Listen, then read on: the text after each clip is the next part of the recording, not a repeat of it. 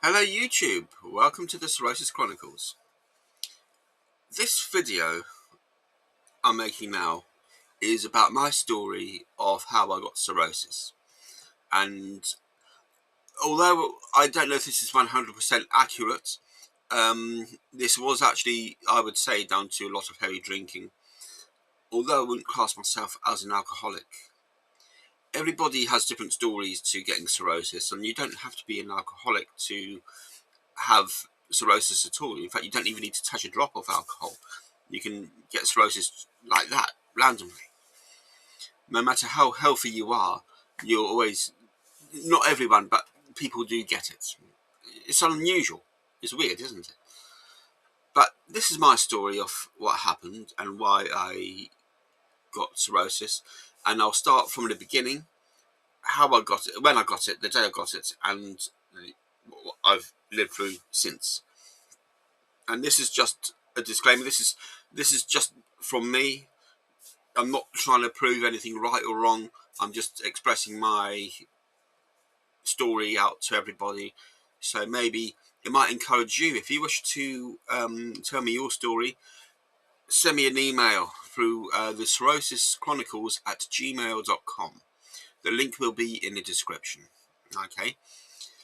So let's start then. So if you're not aware, I moved to Italy during coronavirus.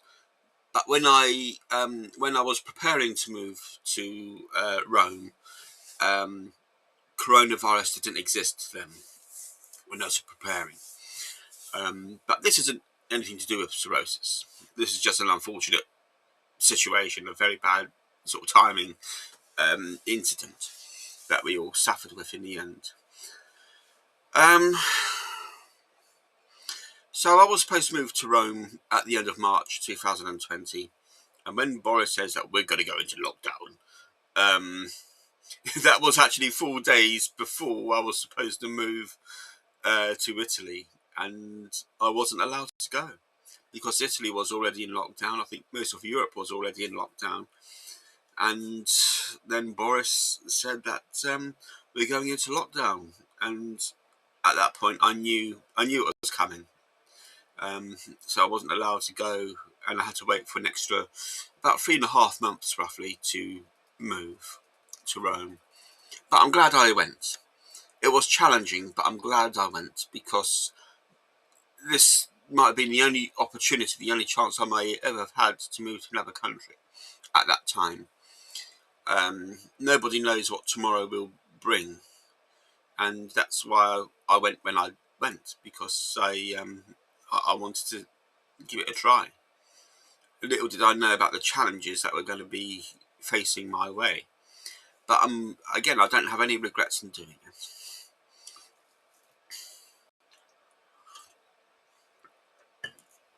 So, during the early parts of my stay and my move to Rome, I wouldn't say I was a heavy drinker, but I was starting to enjoy myself a little bit too much with alcohol and lots of very unhealthy food. I didn't have really, at the beginning, I didn't have any friends there at all. The loneliness part kicked in for a little while. And then eventually I started to, when the restrictions were reduced and relaxed, I started to sort of socialise a little bit more. And I made some wonderful friends over there, and I had a wonderful relationship with. We split up now, but we're so close. We're very, very close friends, and we used to drink a lot. And the whole thing was new to me, moving to Rome.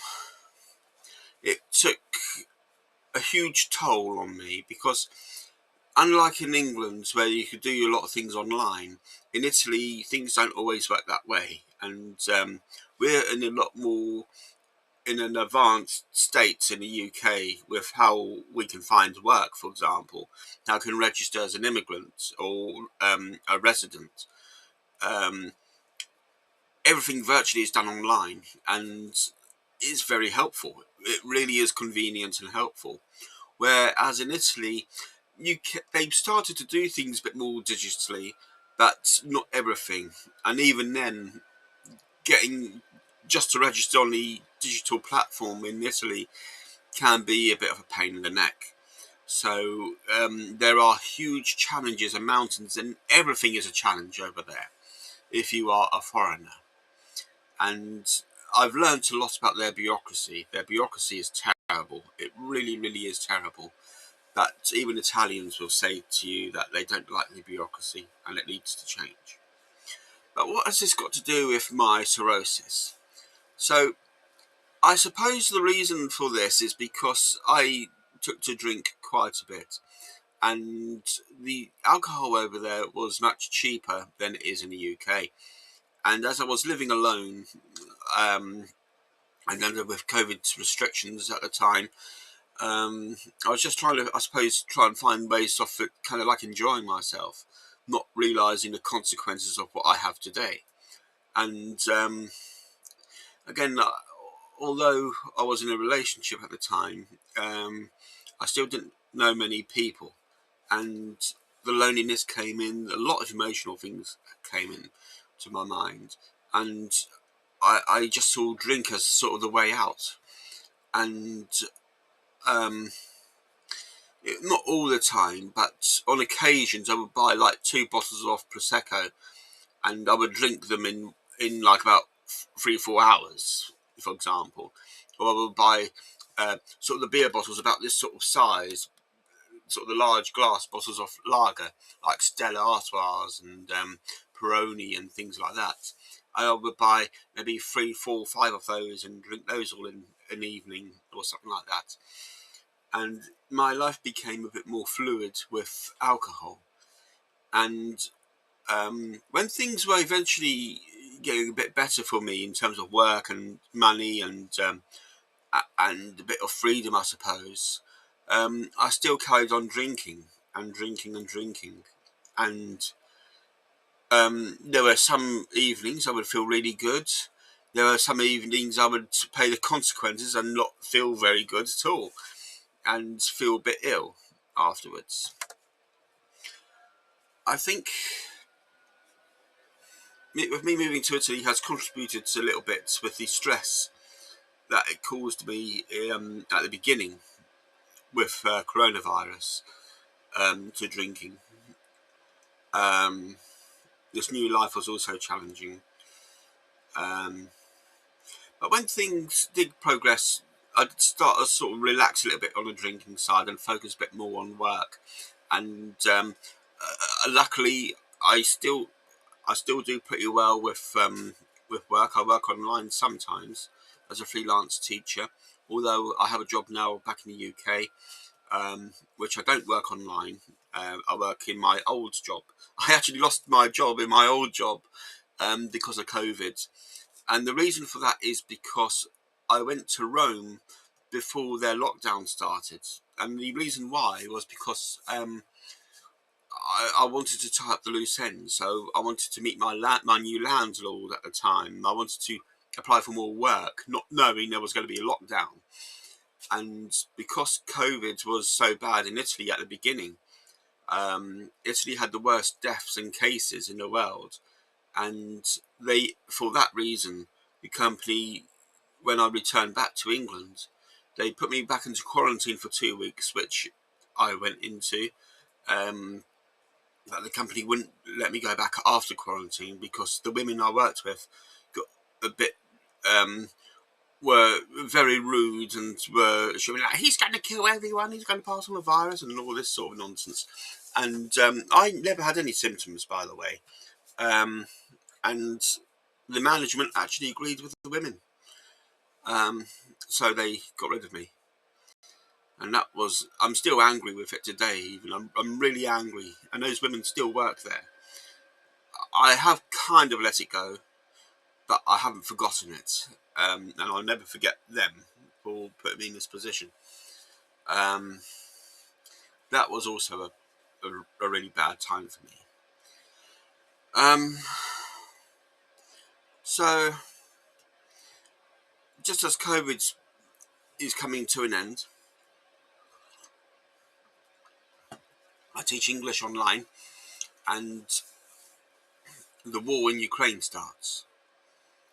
And before the war started in Ukraine, I had many Ukrainians I was teaching English to, and I didn't know it at the time, because at the time in Italy the news was just about COVID, COVID, COVID. There was nothing else at all. I didn't know about or have any warnings about there being conflicts in Ukraine. Um, I think it was like the day before the first invasion started that I had a woman who I previously had before from Kiev. Um, we had a lesson together, and she asked me to help her with some immigration documentation so she could relocate to Cyprus. And I said, okay, let's go through this together. Let's do it. And we go through the lesson as normal, and everything seemed to be in order. And this was in the morning. I remember it was in the morning. And she must have gone to Cyprus. I don't know when, but it must have been like hours before the first missile started to hit. And when I first heard the news about Kiev being hit, she came into my mind immediately, and I messaged her, and she said that she says, myself and my family, we're in Cyprus now. We're all safe, and it was a very emotional experience for me, because I didn't know anything about it. I didn't expect to be put in this position. Similarly, I had a lesson with a 10-year-old boy. This one always tears me up, actually. We had lessons before, again, this invasion, and this one lesson, our last lesson together, we were online, and I heard clearly, because I had my headphones on, I clearly heard the sirens go off, and in the background, and the family were screaming. It was horrible. It was a horrific experience, and we had to cut the lesson short. And since then, even to this day, they haven't been online since this invasion started, and that also took a huge toll on me. I don't know what happened to that family. I hope they're safe. I've tried to message them a couple of times, but they haven't been online, and I hope they're safe. But it's something that just it's just something that just happened, and that is part of my life and part of my drinking, actually. And there were a couple of other incidences also that happened in Ukraine and Israel as well. It was just a huge challenge, and the drinking just got worse after that. So for the moment, alcohol was taking over my life, and things started to sort of simmer down a little bit after that. So I got a bit more busier with work and anything to keep me distracted. And I did start to drink a little bit more, especially in the summer. In the summer, I would drink more alcohol. And this is where the problem is, because around June 2024, I remember it like it were yesterday. So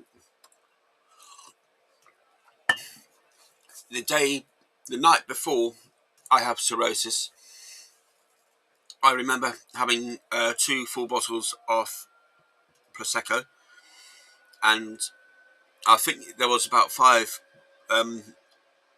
large bottles of Peroni or Moretti, I can't remember, but it was 5 bottles of beer, all in one night, and I didn't think anything of it. Actually, to be honest with you, I didn't expect to go to hospital the next day. So I go to bed, and then literally in about, I would say about 6 hours, I then enter breathing difficulties. The breathing difficulties were severe. The pain was also unbearable. It came out of the blue, cirrhosis. I couldn't breathe, and this was highly unusual because I thought that maybe because of the alcohol, maybe I was a little hungry, so I went into the kitchen, had some water, had some yogurt, and that didn't make any difference. Then I had a shower, and when I had a shower, the shower was the worst part because I thought I was going to collapse. I was literally struggling with breathing, and um, I had to get out of the shower. And once I was drying myself off and putting my clothes on, getting changed, my breathing became a lot more intense. And then I realised I'm in danger. I'm in serious danger, and I need help. How do I get this help? Because I don't speak Italian. I don't know how the process works over here. And the first thing I had to do was and this was in the early hours. This was about like 6:30 in the morning. Um, I panicked. I panicked. My anxiety shot up. I panicked so much. Um, I then went to my next door neighbours, and I was literally thumping on their door, and they were there. Thankfully, they got an ambulance for me, and the ambulance came in like 5 minutes, and I was then taken to the hospital, Gemelli Hospital, it's called, and it was the most terrifying experience. I was on my own. I had no one else with me, and they put me on one of the hospital beds, and I was. They put me into this kind of like ward, and it was kind of like a car park or trolley park with other patients in there, and it was like I don't want to sound gruesome here, but it was kind of like being surrounded by death. It really was kind of like being surrounded by death. And I had to get off. I had to get out. I didn't want to be in that room or in that ward any longer. So I was able to walk. I was able to kind of communicate. I had to put my Wi-Fi on and use a translation tool. But they put me in the waiting room, and that's where I was going to stay for the rest of my time in the hospital. So I was in the waiting room, and they would call me backwards and forwards from here to there. They gave me kind of like an X-ray kind of scan, um, or an MRI scan, maybe. I can't remember what scan it was, but they were checking. And yeah, I was there for about 10 hours, and then they they gave me the results. They checked my blood, they checked my glucose level, they checked everything. And yep, they did come up saying that you have cirrhosis. I didn't, at that time, I kind of had to guess that it was something to do with my liver. I was very shocked and surprised, um, but I'm not surprised at the same time.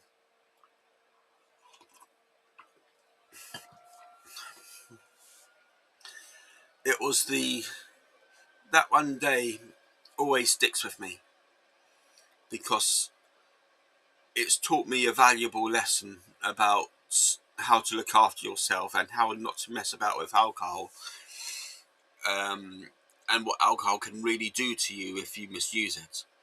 And I have to put my hands up that yes, I did drink a lot of alcohol, and I should have done it in a much more responsible way, but I didn't. And this is the consequences now from being silly with alcohol. And I have no one to blame other than myself. But that doesn't mean to say that I cannot continue to live my life as I can and as I should. So my life after COVID has been interesting. So after the hospital, they gave me a prescription, but I couldn't get the prescription because I didn't have any money on me.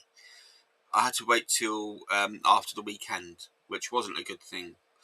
Um, but I got the stuff I needed anyway, and I then started to, when I got home that night, I changed my diet immediately. I had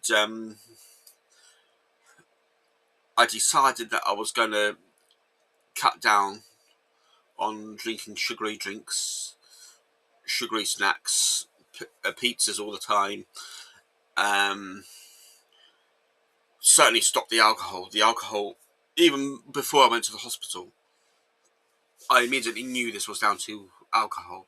So since then, I haven't had any alcohol, and I don't tend to drink any more alcohol ever again. And I've done pretty well. I've done very well, actually. It's it's a learning curve, and unfortunately, with this one, it's a harsh learning curve. But the thing is, I'm still alive. I'm still breathing. I'm still living, and I'm still trying to enjoy my life as much as I can. And the purpose of this video is to try and encourage people like yourself or other people who might have cirrhosis. It is a silent killer. When you get cirrhosis, you don't know anything about it until it hits you there and then.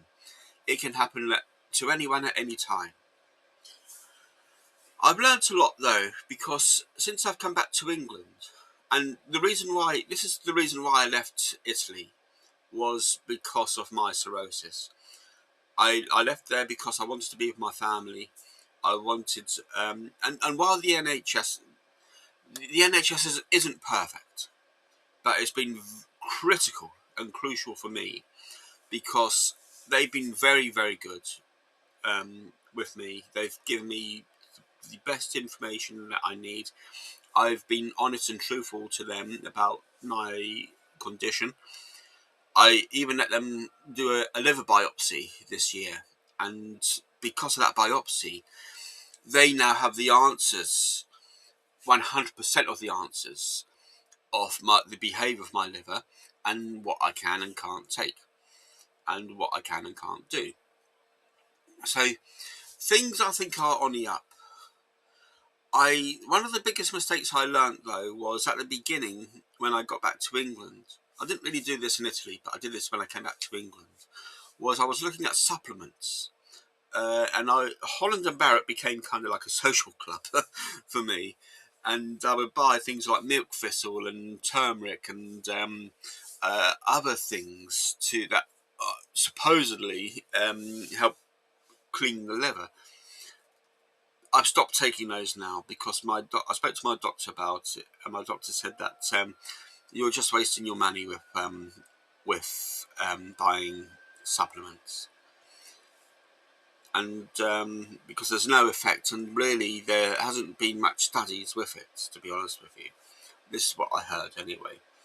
So I do eat a lot more vegetables now. I eat a lot more like proper meat. I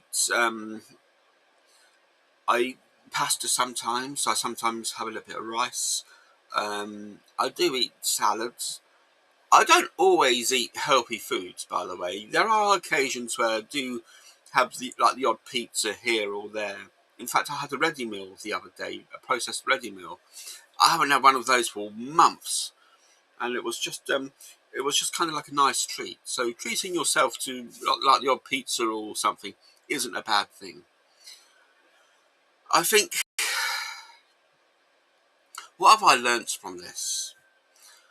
I've learnt from this experience that life is precious. Your body is precious. Your organs are precious because there's only one of you. There's only one of these organs. And to keep yourself living, you've got to eat and think healthy. You've got to have a much healthier lifestyle and to just kick out this habit of just drinking and smoking and maybe even taking drugs. I don't see there any point in, like, why would you want to go out on a Friday night and destroy your body with alcohol just for that one night? I regret drinking. I really, really do regret drinking. But there's nothing I can do about it now. It's done. The damage is done. But my liver, from what I've been told, is compensated, which means that my liver, although it is damaged, it still functions and operates in the normal way it should. The scarring hasn't really changed at all, which is also good. But I'm still not out of this situation. This is my life now. I have to go for routine appointments. I have to go for lots of checkups and blood tests and things like that. And the medication I'm taking is starting to work. I'm even drinking things like green tea, which I love. It's great. Things have changed for me. I'm a lot more wary now, and if I ever have a family, I'm very proud to say that I don't drink alcohol. And I try to encourage other people. Like there's this guy at work who's in his 20s. I know he wants to enjoy his life, but I try to warn him, saying it's not worth. Sometimes it's not worth drinking, gallons of lager just to impress someone, because at the end of the day, you're going to have long-term issues. Anyway, this is just my story. So the moral of the story is that when you're young, you do make silly mistakes that you regret. Sometimes if you're lucky enough not to have cirrhosis, just don't push it that far. Reverse it. You have the opportunity to reverse scarring if you have it, or reverse a fatty liver. You can't fix, at the moment, we can't fix cirrhosis. But I think in time, and I reckon maybe in the next decade, there will be options that are potential for people who have alcoholic liver disease to reverse cirrhosis. And I spoke about 3D printing, like artificial livers and things like that. That I think maybe in the future that this will become a new thing. But for the moment, it's still kind of like a fiction at the moment. But I still think that there will be something good that will happen to us in the future. I have learned a lot about COVID, about cirrhosis, and it's not fun to have. It's terrifying, but I'm no longer scared of it anymore because I'm used to it. But I'm doing what I can in trying to prevent further scarring or further issues or complications with it. That's a bit more of a challenge. But I know where I stand at the moment, and I'm loving life. I'm loving life every day. The world is not perfect out there, and I know there's a lot of uncertainty out there. I've got to the point where I just don't care about the uncertainty anymore. I'm enjoying the here and the now, and the future for me, for my health. And I urge you to do the same thing. Be careful when you go out and be clever. Think like, do I really want to have a pint or 2 pints out with these friends of mine? There's nothing wrong having the odd beer, I suppose, but it's still a risk. I would never risk in having another pint, not even half a pint, not even a dribble. I would not have anything that contains alcohol in it. Anyway, I've enjoyed my time in Italy. I really did enjoy my time. It had its challenges. It had huge challenges. I'm still going through some challenges today, but I'm very grateful for the opportunity of living there and knowing the people who I know now. They're great, wonderful people, and I love each and every one of them. And they're very proud of me, by the way, of what I've achieved and how well I'm coping since after I've had cirrhosis, because some of the people there, one of them used to own a bar there, and they knew that I would drink a lot of alcohol, and I didn't see them afterwards until about like 2 or 3 days after, and I told them that I'm not having alcohol ever again. And one of the things I was advised to have is warm water, which is weird, but warm water actually is beneficial for the body rather than cold. I don't understand why it is, but it just is, and it worked really well for me in Rome. Anyway, thank you for watching this video. I hope you enjoyed this. Please give this video a like, please subscribe, and please share this video. And again, if you want to share your cirrhosis story with me, email me at the cirrhosischronicles@gmail.com. The information will be in the description. Okay. Have a lovely day.